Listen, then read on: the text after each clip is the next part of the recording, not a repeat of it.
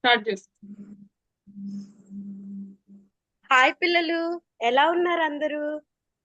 సరే, మనం ఈరోజు సండే స్కూల్ ని ప్రేయర్ తో స్టార్ట్ చేసుకుందాం.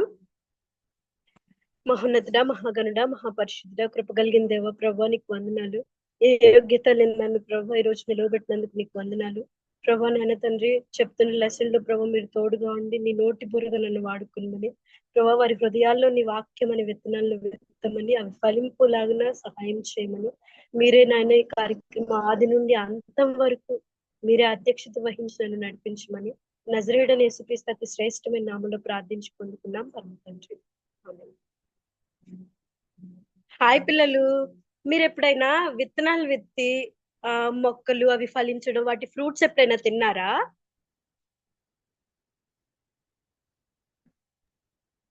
చెప్పండి పిల్లలు. తిన్నారా? అయితే మనం నార్మల్ ఎక్కడి నుంచి అయినా ఒక చెట్టు తెచ్చుకుని అవి ఫ్రూట్స్ వచ్చాక తింటే హ్యాపీగా ఉండిద్దా? మనంతట మనం సీడ్స్ వేసి దాని నుంచి ఫ్రూట్స్ వస్తే తింటే హ్యాపీగా ఉండిద్దా? మనంతట మనం వేసి తింటే హ్యాపీగా ఉండిద్ది అక్క. అయితే ఇక్కడ కూడా ఇక్కడ విత్తడానికి అంకుల్ బయలుదేరారు అనమాట. ఇక్కడ బైబిల్లో ఒక వర్స్ ఉంటది, మీరు అందరూ మీ బైబిల్స్ తెచ్చుకోండి మీ దగ్గరికి.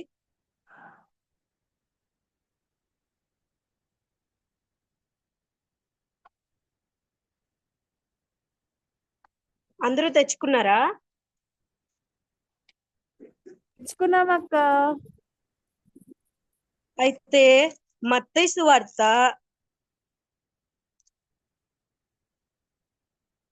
మత్తయి సువార్తలోను, మార్కు సువార్తలోను, లూకా సువార్తలో కూడా దేవుడు ఈ వాక్యాన్ని చెప్పారనమాట. అయితే మార్కు సువార్త 4వ అధ్యాయం తీసారా పిల్లలు?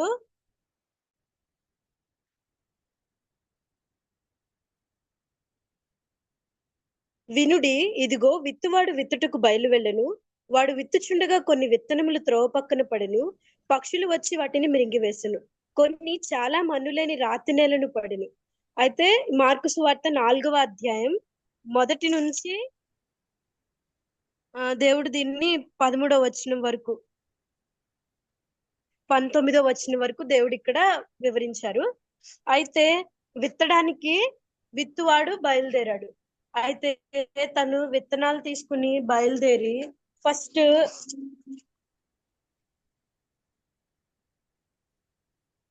మా ఇంట్లో తిండి తింటున్నప్పుడు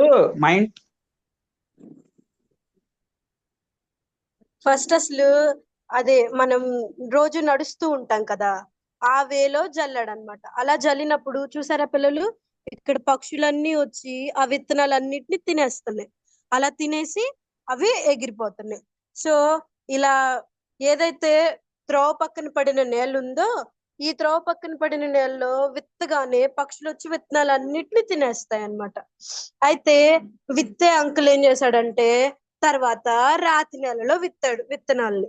అలా విత్తినప్పుడు అక్కడ ఏం జరిగిందంటే వచ్చింది, అంటే మొక్కలు వచ్చాయి, కానీ అవి సూర్యుడు ఎప్పుడైతే వచ్చాడో అవి ఎండిపోయి ఇలా వాడిపోయి పడిపోయినాయి. ఆ తర్వాత విత్తడానికి ఏదైతే ముళ్ళ పొదల నేల ఉంటది కదా, అక్కడికి వెళ్ళి అంకుల్ విత్తినప్పుడు మొక్క అయితే వచ్చింది, కానీ ఇక్కడ ఏవైతే ఈ ముళ్ళ చెట్లు ఉన్నాయో ఇదిగో ఇక్కడ ఈ చెట్టునివి అణిచివేశాయి అన్నమాట. ఆ తర్వాత విత్తే అంకుల్ ఇదిగోండి మంచి నేలను, ఎక్కడైతే మంచి నేల ఉందో అక్కడికి వెళ్ళి కూడా విత్తారనమాట. అయితే ఇక్కడ ఏం జరిగిందంటే ఫస్ట్ ఆయన ఎప్పుడైతే మంచి నేలలో విత్తారో ఒకటేమో 30 దంతులుగా, మరొకటేమో 60 దంతులుగా, మరొకటేమో 100 అంతులుగా ఫలించింది పిల్లలు. అయితే ఇక్కడ దేవుడు ఏం మాట్లాడుతున్నాడంటే ఈ త్రోవ పక్కన నేల ఉంది కదా, ఇది పక్షులు వచ్చి ఆ విత్తనాలను ఎత్తుకుని పోవడం అంటే అపవాది మనం వాక్యం వినగానే మనం ఏదైతే విన్నామో అది ఎత్తుకుని పోతాడంట. అంటే మనం ఈ రోజు ఏం వాక్యం చెప్పారు అని కూడా మనల్ని గ్రహించడానికి లేకుండా చేస్తాడంట. అయితే మన తర్వాత ముళ్ళ పొదల నేల ఏదైతే ఉందో ఆ ముళ్ళ పొదల నేలలో అయితే అంటే రెండవ నేల రాతి నేల. అయితే ఈ నెలలో ఏం జరిగిద్ది అంటే ఎప్పుడైతే విత్తనాలు అంకులు వచ్చి విత్తినప్పుడు ఆ విత్తనాలు మొలిచాయి, వెంటనే మొలిచాయి. కానీ ఎప్పుడైతే సూర్యుడు రాగానే అవి ఎండిపోయాయి. అంటే ఇక్కడ ఏం జరుగుతుందంటే మనం కూడా వాక్యం వినగానే చాలా హ్యాపీగా దాన్ని మనం యాక్సెప్ట్ చేస్తాం. కానీ కొన్ని రోజుల తర్వాత అమ్మ ఏదైనా షాప్కి వెళ్తే అమ్మన్నా ఏదైనా వర్క్ చెప్పినా మనం ఏదైనా వర్క్ లో ఉండి అమ్మని కోప్పడతాం కదా. అలా ఏదైనా ఒక చిన్న శోధన వచ్చినా శ్రమ వచ్చినా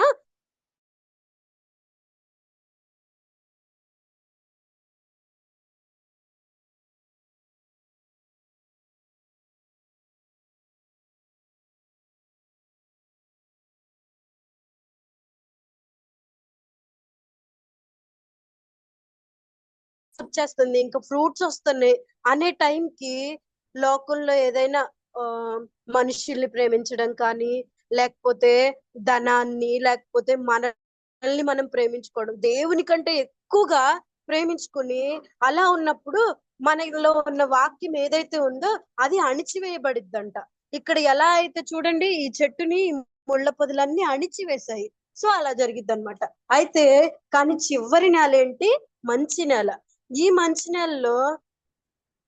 నెలలో కూడా ఏంటి, కొంతమంది 30 ఫలిస్తారు, కొంతమంది 60 ఫలిస్తారు, కొంతమంది 100 ఫలిస్తారు పిల్లలు.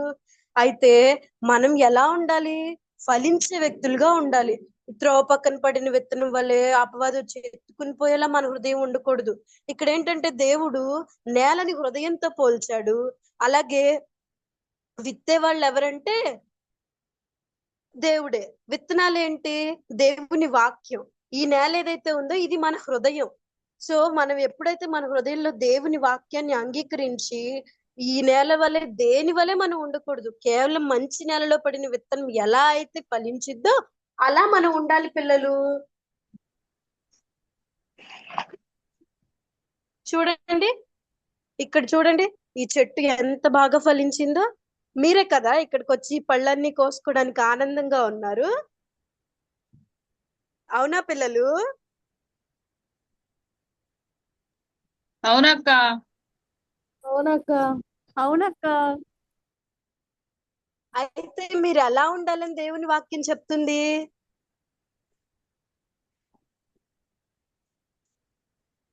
చెప్పండి పిల్లలు. మనం మంచి నేలను పడిన విత్తనం వల్లే చూడండి ఎంత బాగా ఫలాలను ఇచ్చిందో, ఎంత బాగున్నాయో కదా ఈ ఫ్లవర్స్. సో మనం కూడా దేవుడు ఏదైతే చెప్పాడో దాన్ని మనం పాటిస్తూ మన హృదయంలో కూడా ఒక మంచి నేల వలె మన హృదయాన్ని మనం చేసుకున్నప్పుడు మనం మన తల్లిదండ్రులు ఏం చెప్పినా వింటాం, విధేయతగా ఉంటాం, ఇంకా పెద్దవాళ్ళు ఏం చెప్పినా వింటాం, స్నేహితుల్ని ప్రేమిస్తాము, దేవుడి కొరకు ఏదైనా చేస్తాము. మనం మిగతా 3 నెలల వలె ఉంటే జయించే అనుభవంలో అయితే మనం ఉండం. ఓకేనా పిల్లలు? అర్థమైందా? అర్థమైందక్క. సరే, అయితే అర్థమైంది అక్క. ఈరోజు కంఠస్థ వాక్యం నేర్చుకుందాం. కనిపిస్తుందా పిల్లలు ఫ్లవర్? కనిపిస్తుంది అక్క. నేను నిజమైన ద్రాక్షావల్లిని, నా తండ్రి వ్యవసాయకుడు. యోహాను 15వ అధ్యాయం 1వ వచనం. చెప్పండి పిల్లలు. నేను నిజమైన ద్రాక్షావల్లిని,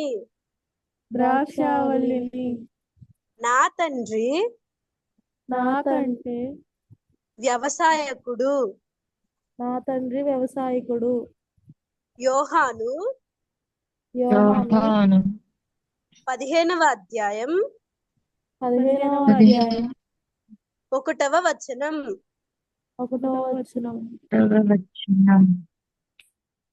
సరే పిల్లలు, మోకరించండి, ప్రార్థన చేసుకుందాం. 1 అనగానే మోకరించండి, 2 అనగానే చేతులు జోడించండి, 3 అనగానే కళ్ళు మూయండి. 1 2 3. మహోన్నతుడా, మహాగణుడా, మహాపరిశుద్ధుడా, కృపగల దేవా నీకు వందనాలు. ఆశ్చర్యకరుడా నీకు వందనాలు తండ్రి. ప్రభా, ఇంతవరకు నీ చల్లని రెక్కల కింద భద్రపరిచినందుకు నీకు వందనాలు. ప్రభా నాయనా తండ్రి, ఈ కార్యక్రమం ఆది నుండి అంతవరకు మీరే అధ్యక్షత వహించారని నేను నమ్ముతున్నాను. ప్రభా, దయతో నన్ను క్షమించండి. ప్రభా, మీరే కృప చూపించి పిల్లల హృదయాల్లో ఈ వాక్యాన్ని ముద్రింప చేయమని నజరేయుడైన యేసుక్రీస్తు అతి శ్రేష్టమైన నామములో ప్రార్థిస్తున్నాం పరమ తండ్రి. ఆమేన్. పిల్లలు, నెక్స్ట్ వీక్ మీకు మంచి లెసన్ చెప్తాను. ఏంటో తెలుసా? ఒక బలవంతుడు ఉన్నాడంట. ఆయన చాలా బలం ఉందంట.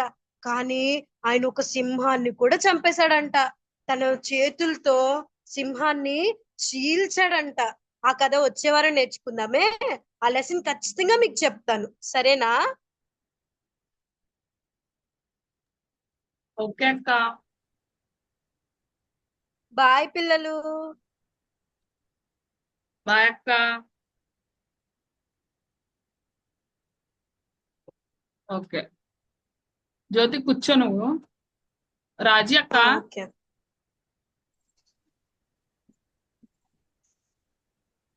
వందనాలు. రాజీ అక్క వందనాలు. అక్క మీరు మాట్లాడండి అక్క, తర్వాత నేను మాట్లాడతాను. అట్లా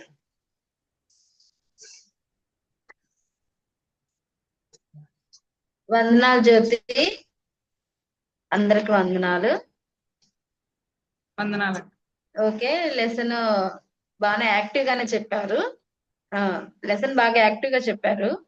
అయితే లెసన్ స్టార్ట్ చేసిన తర్వాత మధ్యలో బైబిల్ స్టడీ చేయించారు. కొంచెం కన్ఫ్యూజ్ అయినట్టున్నారు. మత్తయ్య అని మళ్ళీ మార్కులో చదివినట్టున్నారు. లెసన్ ఎక్స్ప్లెనేషన్ అయితే బాగుంది, యాక్టివ్ గా ఉంది.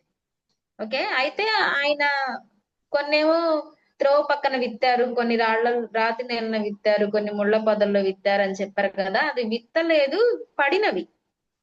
బైబిల్లో ఏముందంటే ఆయన విత్తుతూ ఉండగా కొన్ని అలా పడినాయి. ఎందుకు పడినాయి అని చెప్పారంటే యేసయ్య వాక్యాన్ని బేస్ చేసుకొని అలా కొంత వినేవాళ్ళు అలా ఉన్నారు అని చెప్పడం కోసం, అంతే. ఆయన అయితే ముళ్ళ పొదల్లో త్రోవ పక్కన విత్తలేదన్నమాట. ఓకేనా? అవి పడినాయి అని ఉంది బైబిల్లో. ఒకసారి దాన్ని క్లియర్ గా మళ్ళా స్టడీ చేయండి. ఫోన్ ఎక్కువ మూవ్ అవుతుంది. మెమరీ వర్క్స్ ఏమో కొంచెం కనిపించలేదు. అయితే విజువల్స్ అవైతే ప్రాక్టికల్ గా సూపర్ ఉన్నాయి. అసలు చాలా బాగుందన్నమాట. ప్రాక్టికల్ గా చక్కగా అన్ని పెట్టారు. ఏది నీడుందో అది చాలా బాగుంది. ఎక్సలెంట్. అది మాత్రం God bless you. Memory verse కొంచెం కనిపించలేదు. ఈసారి ఏదైనా చేసినప్పుడు మెమరీ వర్స్ బాగా ప్రిపేర్ చేయండి. విజువల్స్ అయితే చాలా బాగున్నాయి. అసలు మంచిగా చేశారు. ఆ రాతి నేలను పెట్టారు, మంచి నేలను పెట్టారు, ముళ్ళ పొదలు పెట్టారు. త్రోవ పక్కన బర్డ్స్ కటింగ్ కూడా చాలా బాగుంది. ఓకేనా? అది చూపించడం అనేది ఇంకా బాగా కుదరాల్సింది. మీకు కొంత నెట్ ప్రాబ్లం ఉన్నట్టు అనిపించింది. మీరైతే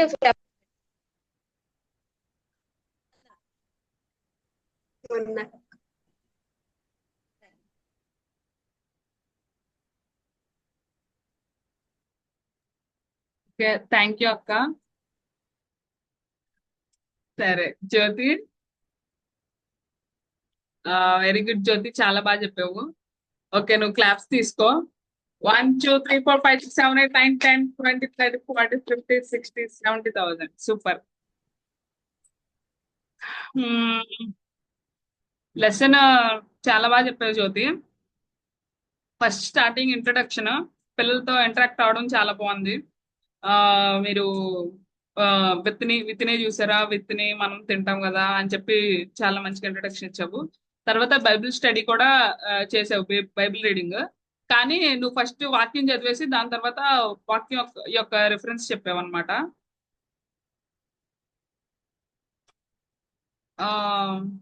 సో అంటే నాకు స్టార్టింగ్ ఏమని అనిపించింది అంటే నువ్వు కొంచెం టెన్షన్ పడ్డావు ఈ నెట్ ప్రాబ్లమ్స్ వల్ల అని అనిపించి కొంచెం ముందు వెనకలాగా అనిపించింది.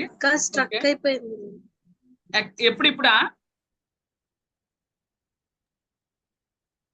నీ దగ్గర బానే ఉంది గారు ఇంటర్నెట్, తన దగ్గర కొంచెం జ్యోతి దగ్గర కొంచెం నెట్ ప్రాబ్లం వచ్చింది.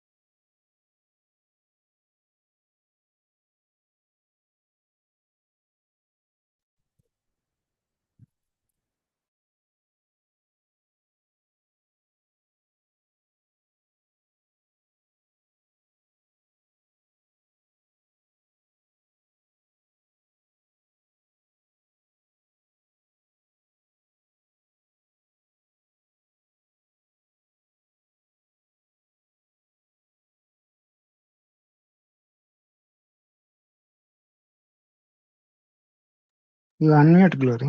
జ్యోతి వినిపిస్తుందా?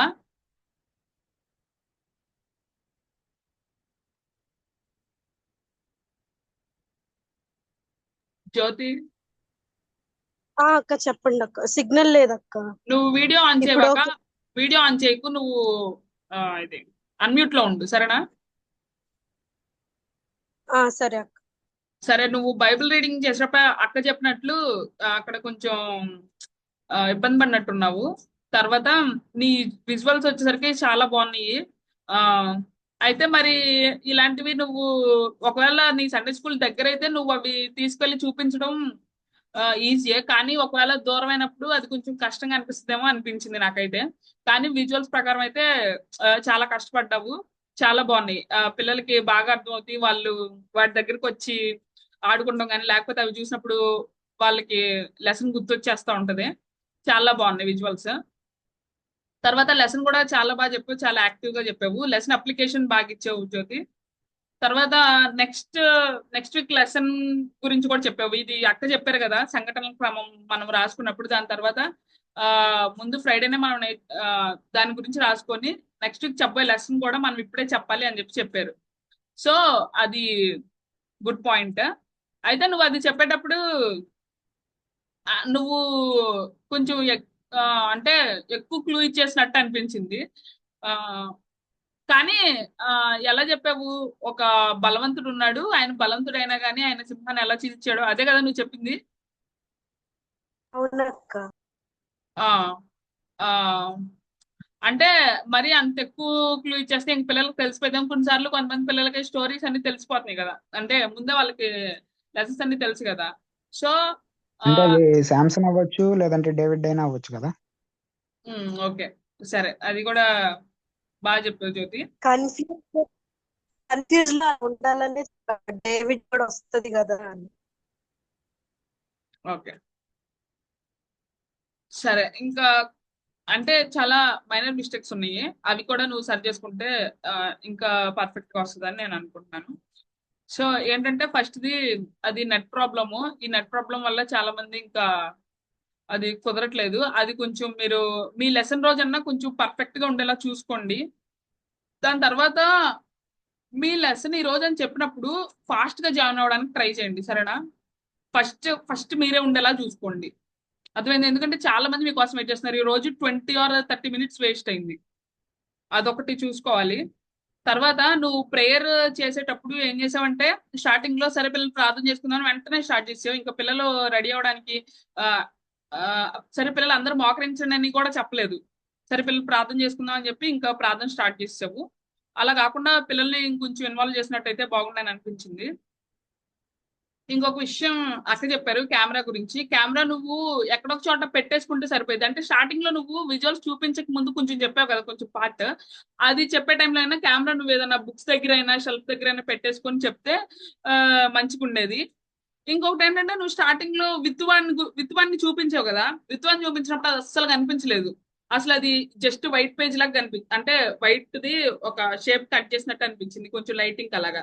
లేకపోతే నువ్వు దాని వెనక ఏదన్నా పేపర్ పెట్టి, బ్లాక్ పేపర్ పెట్టి చూపించినా అది కొంచెం కనిపించేదేమో అనిపించింది. అంటే ఆ విజువల్ చూపిస్తున్నప్పుడు అది కరెక్ట్ కనిపించలేదు. లేకపోతే నువ్వు సండే స్కూల్లో చెప్పేటప్పుడు దాన్ని నువ్వు పెన్నెల్ బోర్డ్ యూజ్ చేస్తున్నావా, లేకపోతే ఎలా చెప్దాం అనుకున్నావు, అది ఎలా చూపిద్దాం అనుకున్నావు? అంటే ఆల్రెడీ కార్డ్బోర్డ్ తో కట్ చేశాను కదా, ఏదైనా స్టిక్ దానికి అటాచ్ చేసి ఇలా పట్టుకుని చూపించవచ్చు అని అనుకున్నాను అక్క. అదే ఇప్పుడు నువ్వు చేయాల్సింది. ఓకే, అలా చెయ్యి నెక్స్ట్ టైం, ఓకేనా? దాని తర్వాత నువ్వు పిల్లలకి యాక్టివిటీ ఏమీ లేదు, పిల్లలు ఇది మీరు చేసుకొని రండి అని అలా వాళ్ళకి హోంవర్క్ ఇచ్చింది ఏం లేదు. అయితే కంఠత వాక్యం ఒకటి ఇచ్చావు. అక్క చెప్పినట్టు నువ్వు కంఠత వాక్యము ఆ రెడ్ కలర్ పేజ్ మీద నువ్వు రాసరికి కనిపించలేదు అనమాట. అలా కాకుండా రెడ్ కలర్ దాని మీద రాసినప్పుడు నువ్వు ఇంకేమైనా థిక్ కలర్ తో రాస్తే పోయేది, లేకపోతే ఏదన్నా లైట్ కలర్, వైట్ కలరో లేకపోతే ఇంక వేరే లైట్ గ్రీన్ కలరో అలాంటి వాటి మీద రాస్తే ఇంకొంచెం పిల్లలకు కనిపించేది అని అనిపించింది. సో ఈ విషయాలు నువ్వు గుర్తుపెట్టుకో, సరేనా జ్యోతి? ఇంకా దాని తర్వాత నువ్వు కెమెరా చూపించినప్పుడు కూడా ఇలాగ ఓన్లీ నీ ఫేస్ ఇక్కడ వరకు కనిపిస్తుంది, ఇంకా కొంచెం క్లియర్ గా ఉంటే బాగుండని అనిపించింది, అది జ్యోతి. కానీ ఓవరాల్ గా అయితే నువ్వు చాలా బాగా చెప్పావు, చాలా బాగా ప్రజెంట్ చేసావు. I'm so happy for you. కానీ నెక్స్ట్ ప్రాక్టికల్లో ఈ ఉన్న ఈ కొన్ని మిస్టేక్స్ కూడా కరెక్ట్ చేసుకొని మంచిగా చెప్పు. ఓకేనా? ఓకే. మనం ఎండింగ్ ప్రేయర్ తో ఎండ్ చేసుకుందాం ఈ రోజు సెషన్ ని. అందరూ మోకరించండి. 1 2 3. పరిశుద్ధ తండ్రి నీకే వందనాలు యేసయ్యా. ఈ రోజు తండ్రి లెసన్ చెప్పిన జ్యోతిని తండ్రి మీరు జ్ఞాపకం చేసుకున్నందుకు వందనాలు ప్రభా. దేవా బిడ్డ ప్రభా తండ్రి దేవ స్టార్టింగ్ లో కొంత టెన్షన్ పడినా కానీ ప్రభా తండ్రి లెసన్ అంతా తండ్రి దేవ మంచిగా చెప్పడానికి ప్రభా దేవ మీరు ఇచ్చిన కృపను బట్టి నీకే వందనాలు ప్రభా తండ్రి. ఇంకా నువ్వు తండ్రి రాబోయే దినాల్లో తండ్రి ఎంతగానో వాడుకోండి ప్రభా తండ్రి. దేవ మీ కొరకు తండ్రి దేవ అనేక చోట్ల ప్రభా తండ్రి దేవ చిన్న బిడ్డల మధ్య ప్రభా తండ్రి ఎక్కడెక్కడ మీరు వాడుకున్నారు ప్రతి చోట తండ్రి మీరే తనతో వెళ్ళండి ప్రభా తండ్రి. చెప్తున్న ప్రతి దానిలో మీరు తోడని నడిపించండి ప్రభా. ఇంకా నువ్వు చెప్పినవి ప్రభా తండ్రి దేవా సరి చేసుకొని ప్రభా తండ్రి ముందుకు సాగేందుకు సహాయం చేయండి. ఇంకా చెప్పబోయే సిస్టర్స్ అందరినీ బ్రదర్స్ ని మీరే జ్ఞాపకం చేసుకొని వారికి మీరే జ్ఞానం ఇచ్చి నడిపించమని చేసి ఉన్నతమైన పరిశుద్ధ నామం అడిగి పెట్టుకొని ప్రార్థిస్తున్నాం తండ్రి. ఆమేన్. అందరికీ వందనాలు. వందనాలు అక్క అందరికి. వందనాలు. అందరికీ వందనాలు.